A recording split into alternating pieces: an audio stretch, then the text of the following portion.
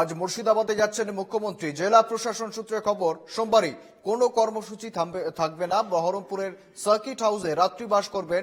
মঙ্গলবার শামশেরগঞ্জে যাবেন মুখ্যমন্ত্রী। আমাদের সঙ্গে রয়েছেন প্রতিনিধি বিনয় রায়। বিস্তারিত কর্মসূচি জানবো মমতা বন্দ্যোপাধ্যায়ের। বিনয়, একেবারে তিনি কিন্তু আগেই ঘোষণা করেছিলেন যে তিনি মুখ্যমন্ত্রী মুর্শিদাবাদ আসবেন এবং সেই মতো কিন্তু মুর্শিদাবাদ সফরে আজকেই তিনি এসে পৌঁছবেন বহরমপুরে এবং সেখানে বহরমপুরে আজকে বহরমপুর সার্কিট হাউসে সেখানে রাত্রি বাস করবেন।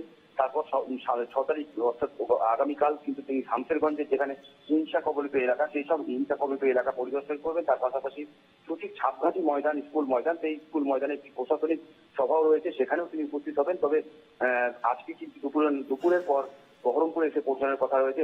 হেলিপ্যাড তৈরি করা হয়েছে বহরমপুর ব্যারাক স্কয়ার ময়দানে এবং তারপরে যেখানে পাশেই কিন্তু রয়েছে সার্কিট হাউস, সেই সার্কিট হাউসে তিনি থাকবেন এবং যেটা মনে করা হচ্ছে যে এইখানে আজকে বহরমপুরে তিনি যারা বহরমপুরের নেতৃত্ব রয়েছেন তৃণমূলে তাদের সঙ্গে এক বৈঠক করতে পারেন। তার পাশাপাশি প্রশাসনের যারা আধিকারিক রয়েছেন, এসপি, ডিএম রয়েছেন, তাদের সঙ্গে বৈঠক করতে পারেন বলে আমরা জানতে পেরেছি। তার পাশাপাশি আগামীকাল কিন্তু তিনি শামশেরগঞ্জের এলাকায় যাবেন এবং সেখানে বেশ কিছু তার কিন্তু কর্মসূচি রয়েছে।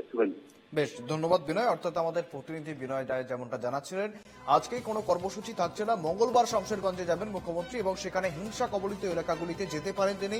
পাশাপাশি সুতির ছাপঘাটি স্কুলের মাঠে প্রশাসনিক সভা করবেন মমতা।